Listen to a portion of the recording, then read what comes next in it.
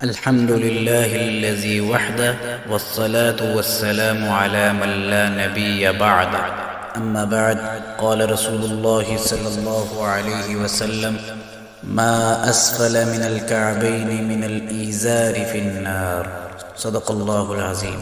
تمام تعریفیں اللہ رب العالمین کے لیے ہیں.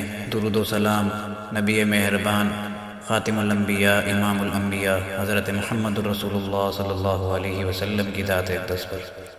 اس حدیث مبارکہ کے اندر اللہ کے نبی علیہ الصلوۃ والسلام نے فرمایا ہے کہ ٹخنوں سے نیچے جتنا کپڑا ہوگا وہ جہنم کی آگ میں ہوگا، اور فرمایا یہ عمل جو ہے انسان کو متکبر بناتا ہے، یعنی وہ تکبر کا شکار ہوتا ہے. حدیث مبارکہ کے اندر جس مسئلے کی طرف اشارہ کیا گیا ہے، معاشرے کے اندر اس چیز کی اہمیت ختم ہوتی جا رہی ہے.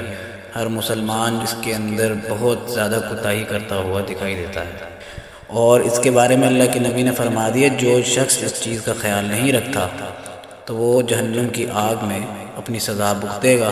جتنی مدت سزا کی ہوگی پوری نہ ہوگی تب تک وہ جنت میں نہیں جائے گا. مردوں کے بارے میں اس حدیث مبارکہ کے اندر ذکر کیا گیا ہے، یعنی مرد جب وہ اپنا کپڑا پہنتے ہیں، یعنی کپڑوں کے اندر شلوار بھی آ جاتی ہے، پینٹ بھی آ جاتی ہے، اس کے علاوہ کوئی ایسا کپڑا جسے انسان پہنتا ہے، اس کا جو حصہ ہے وہ کپڑا ٹخنوں سے نیچے نہیں جانا چاہیے.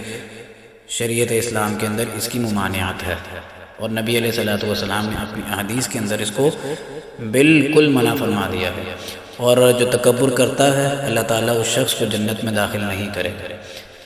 ہم سب کو چاہیے کہ ہم اس برے عمل سے باز رہیں، اور سائنس کی تحقیق کو اگر ہم دیکھیں کہ مردوں کا جو ٹخنے سے اوپر شلوار رکھنا ہے اس کے کیا فوائد ہیں، کہ اس حصے پہ جب انسان جب کام وغیرہ کے لیے نکلتا ہے، دودھ کی شعاعیں جب پڑتی ہیں تو یہ ایک صحت کے اندر مضبوطی لے کے آتی ہیں اور بہت ساری بیماریوں سے نجات کا باعث بنتی ہے. اور جہاں تک عورتوں کی بات ہے، عورتوں کو اس معاملے کے اندر فرما دیا گیا ہے، ان کا سطر کیا ہے کہ جسم کا ہر حصہ ان کا کور ہونا چاہیے، ہر چیز ڈھپی ہونی چاہیے. لیکن آج کے معاشرے کے اندر دیکھیں، جب سے مسلمانوں نے بھی ویسٹرن کلچر کو فالو کرنا شروع کیا ہے تو وہ ان چیزوں کو بھولتے جا رہے ہیں جو اصل ان کا دین تھا، جو نبی علیہ الصلوۃ والسلام کی تعلیمات تھی. ہم اپنے لباس کو بھی اس سنت کے مطابق نہیں رکھتے جن کا حکم اللہ کے نبی علیہ الصلوۃ والسلام نے اپنی احادیث میں دیا تھا، اور ہم اپنے معاملات کے اندر بھی اللہ کے نبی علیہ الصلوۃ والسلام کی زندگی کو بھولتے جا رہے ہیں.